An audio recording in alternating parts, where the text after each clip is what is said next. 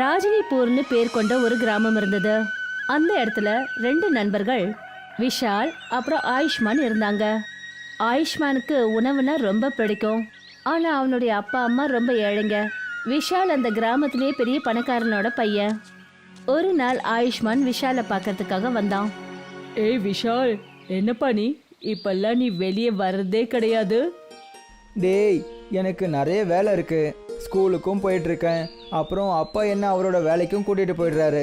ஏன்னா என்னோட அப்பா உன்னோட அப்பா மாதிரி கிடையாதுல்ல, குழந்தைங்கள ஸ்கூலுக்கே அனுப்பாமல் இருக்கிறதுக்கு. நீ சொல்றது உண்மைதான். ஆனா என்னுடைய அப்பா எப்ப பார்த்தாலும் எனக்கு சமைச்சு கொடுத்துக்கிட்டே இருக்காரு. அப்புறம் எனக்கு என் அப்பா புது ட்ரெஸ் எல்லாம் வாங்கி கொடுக்குறாரு. அவருக்கு நேரம் கிடைக்கும் போதெல்லாம் என்ன வெளியிலயும் கூட்டிட்டு போவாரு.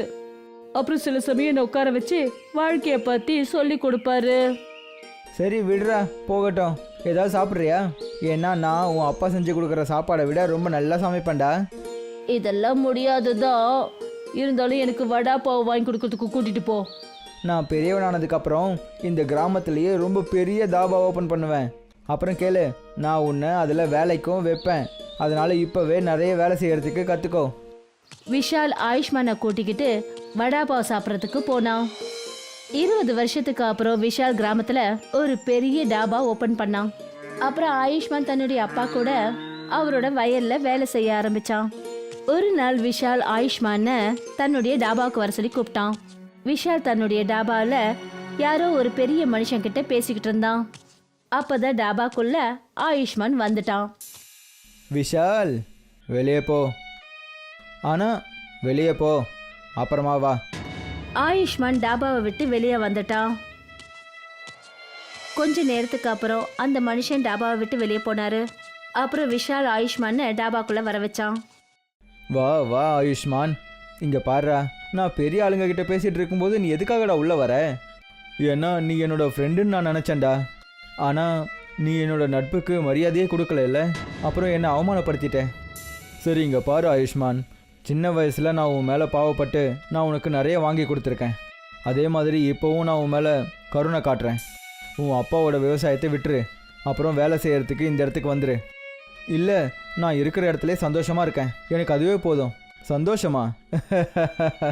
நீ உன்னை பார்க்குறியா இல்லையா? இங்கே இருக்கிறதுலையே ரொம்ப பெரிய பணக்காரன் நான் தான் ஆயுஷ்மான்.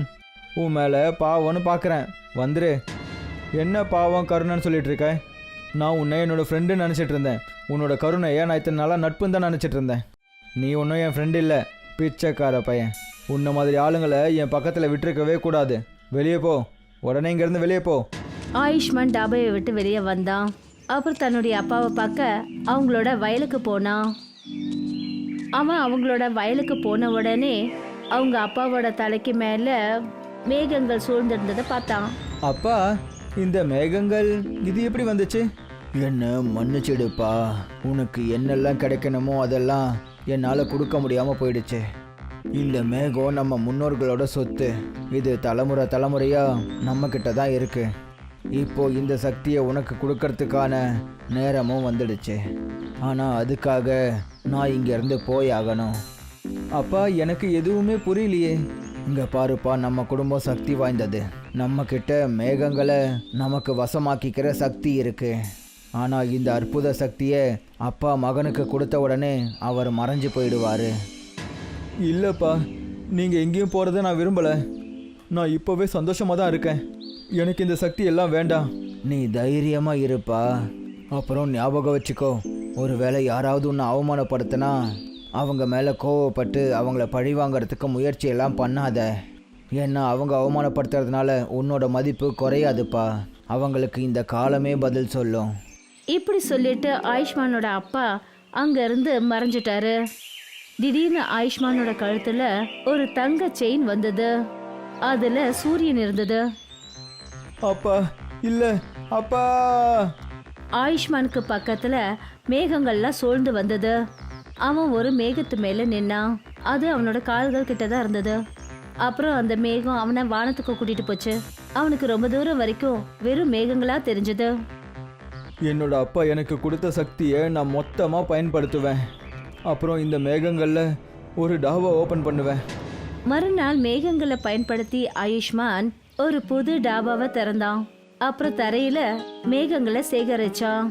ஆயுஷ்மான் கீழே மேகங்களோட நின்னுட்டு இருக்கும்போது அங்க ஒரு ஆளு வந்தாரு. இதெல்லாம் என்னது? இது மேகங்கள். நீங்கள் இதில் ஏறி நின்னீங்கன்னா நான் உங்களை மேகங்கள் தாபாவுக்கு கூட்டிகிட்டு போவேன். மேகங்கள் தாபாவா? அப்படின்னா மேகங்களுக்கு மேலே தாபாவா? ஆமாம், உண்மைதான். நீங்கள் என் மேலே நம்பிக்கை வைங்களேன். அப்புறம் இந்த மேகங்களில் ஏறி நில்லுங்க. அப்புறம் நான் உங்களுக்கு என்னோட தாபாவை காட்டுறேன். அங்கே ஒரு மகாராஜா இருக்காரு. அவர் சுவையான உணவுகளை சமைச்சு உங்களுக்கு கொடுப்பாரு. அந்த மனுஷன் மேகத்து மேல நின்னான். அப்புறம் மேகம் அவங்கள மேல கூட்டிட்டு போச்சு. அவர் மேகத்துக்குள்ள டாபாவை பார்த்ததும் அவர் என்ன சொன்னார்னா, அட, இங்க நிஜமாவே டாபா இருக்கு, அதுவும் மேகங்களால தான் கட்டப்பட்டிருக்கு. அங்க ஆயுஷ்மான் சாந்தனுன்ற பேர்ல ஒரு மகாராஜாவை வச்சிருந்தான். அவரு சமைக்கிறவரு. சாந்தனு விஷாலோட நல்ல நண்பன். ஆனா இந்த விஷயத்த அவரு மறைச்சிட்டாரு. நீங்கள் எங்கே போகணும்? நான் பக்கத்தில் இருக்கிற கிராமம் ஜமான்பூரிக்கு போயிட்டு இருந்தேன்.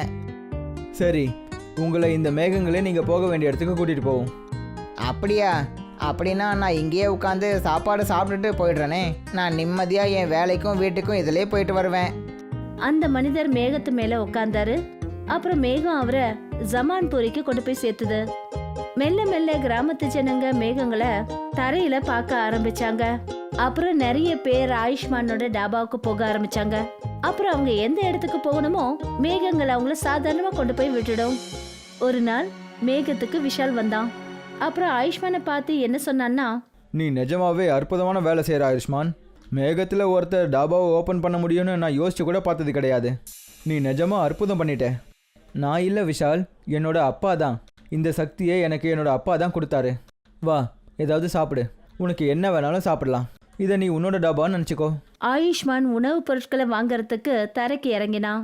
விஷால் அந்த டாபாவில் சாந்தனுவை பார்த்தான். சாந்தனு, நீ இங்கே என்ன பண்ணிட்டு இருக்க? நீ நகரத்துக்கு தானே போறேன்னு சொன்ன. சாந்தனு அதே மனுஷன்தான். அவர்கிட்ட தான் விஷால் பேசிக்கிட்டு இருந்தான். அப்ப ஆயுஷ்மான் டாபாவுக்கு வந்தபோது விஷால் அவனை வெளியில துரத்தி விட்டான். அது விஷால் அண்ணன், நான் நகரத்துக்கு தான் போயிட்டு இருந்தேன். ஆனால் ஒரு மனுஷன் மேகங்களில் டாபா உருவாக்கிட்டு இருந்ததை நான் பார்த்ததுக்கு அப்புறம் நான் இங்கேயே இருந்துட்டேன். நீங்களே யோசிங்க, யாராவது இப்படி ஒரு வேலையை விட்டுருவாங்களா? நீ பொய்க்காரன், அப்புறம் ஒரு துரோகி. நான் பொய் சொல்கிறேன்னா? நீங்களும் ஒன்றும் நல்ல மனுஷன் கிடையாது. யாராவது அவங்க ஃப்ரெண்டை இப்படிலாம் அவமானப்படுத்துவாங்களா? இதெல்லாம் விடு விஷால், நான் சொல்கிறத நல்லா கேளு. நாம் இந்த டாபாவை சொந்தமாக்கிக்கணும். அவனுக்கு அந்த மேகங்கள் சக்தி எங்கேருந்து கிடைக்குதுன்னு எனக்கு நல்லா தெரியும். என்ன சொல்கிற? தாபாவை நடத்துகிற உன்னோட அனுபவம், என் கையால் சமைக்கிற உணவு, இது ரெண்டும் இந்த மொத்த உலகத்துலேயும் ஃபேமஸ் ஆகிடும். விஷால் கொஞ்ச நேரம் யோசிச்சான். கண்டிப்பா. என்னை விட ஒருத்தர் நல்ல தாபாவை நடத்திட முடியுமா? இப்போ நம்ம என்ன பண்ணணும்னு மட்டும் சொல்லு. மேகங்களை கட்டுப்படுத்துறதுக்கு அவனோட கழுத்தில் ஒரு செயின் இருக்குல்ல, அந்த செயின் தான் தேவை. நாம் அதை திருடினா போதும். அது எப்படின்னு நான் சொல்கிறேன். சாந்தனு விஷால் கிட்ட எல்லா திட்டங்களையும் சொன்னான். ராத்திரி ஆயிடுச்சு. சாந்தனுவும் விஷாலும் ஆயுஷ்மானோட வீட்டுக்கு போனாங்க. நீங்கள் ரெண்டு பேரும் இங்கே என்ன பண்ணுறீங்க? விஷால் ஆயுஷ்மான் கிட்ட சொன்னான். இங்கே பாரு, இன்னைக்கு நான் எங்கள் வீட்டு பசுவோட சுத்தமான பால் கொண்டு வந்திருக்கேன். உங்கள் வீட்டில் கிளாஸ் இருக்குல்ல, நாம் இந்த பால் குடிக்கலாம். கொடு, நான் கிளாஸில் ஊற்றி எடுத்துகிட்டு வரேன். இல்லை, நீ உட்காரு, நான் போய் எடுத்துகிட்டு வரேன். விஷால் சமையல் அறைக்குள்ள போய் 3 கிளாஸ்ல பால் எடுத்துட்டு வந்தான். முதல் கிளாஸை அவன் ஆயுஷ்மான் கிட்ட கொடுத்தான். அப்புறம் மற்ற 2ல ஒன்ன சாந்தனுக்கும் அப்புறம் இன்னொன்னு தனக்கும் வச்சுக்கிட்டான். ஆயுஷ்மான் அந்த பாலை குடிச்ச உடனே அவன் மயங்கி விழுந்துட்டான். அவன் மயங்கினதும் சாந்தனு என்ன சொன்னார்னா, வா பாத்தியா விஷால், நம்மளோட யோசனை வேலை செஞ்சிடுச்சு. இப்போ நான் இவனோட செயினை கழட்டிடுறேன். சாந்தனு அவனோட கழுத்துல இருந்து செயின் எடுத்தாரு. அப்புறம் வெளியில வந்துட்டாங்க. அப்புறம் அவர் அந்த செயினை தானே மாட்டிக்கிட்டாரு. அப்புறம் வானத்தை நோக்கி பார்த்து தன்னோட கைகளை மேலே தூக்கினாரு. அப்பதான் சில மேகங்கள் அவங்கள நோக்கி வந்தது. பாத்தியா விஷால், இந்த செயின் தான் மேகங்களை தன்னோட கட்டுப்பாட்டில் வச்சுக்குது. விஷால், நீ ரொம்ப நேரமா எதுவுமே பேசாம இருக்க, என்னாச்சு? சந்தோஷம் இல்லையா? நான் ரொம்ப சந்தோஷமா தான் இருக்கேன். அப்புறம் நானும் தான். நீ வீட்டில் மயங்கி இருந்தல்ல? மேகங்கள் சாந்தனு கிட்ட வந்து ஒரு ஜெயிலா மாறிடுச்சு. அப்புறம் சாந்தனு அந்த மேகங்கள் ஜெயில அடப்பட்டுட்டாரு. இந்த செயின்ல இருந்து தான் எனக்கு சக்தி கிடைச்சது நீங்க நினைச்சீங்களா? நான் என்னோட சின்ன வயசு ஃப்ரெண்டுக்கு துரோகம் பண்ணுவேன்னு உன்னால எப்படி யோசிக்க முடிஞ்சது? நீ என்கிட்ட இந்த யோசனையை சொன்ன உடனேயே அப்போவே நான் முதல் வேலையாக எல்லா விஷயங்களையுமே மேகங்கள் மூலமாக ஆயுஷ்மானுக்கு தெரியப்படுத்திட்டேன். இனிமே நீ எப்பவுமே மேகங்கள்லேயே இரு. இல்லை இல்லை இல்லை.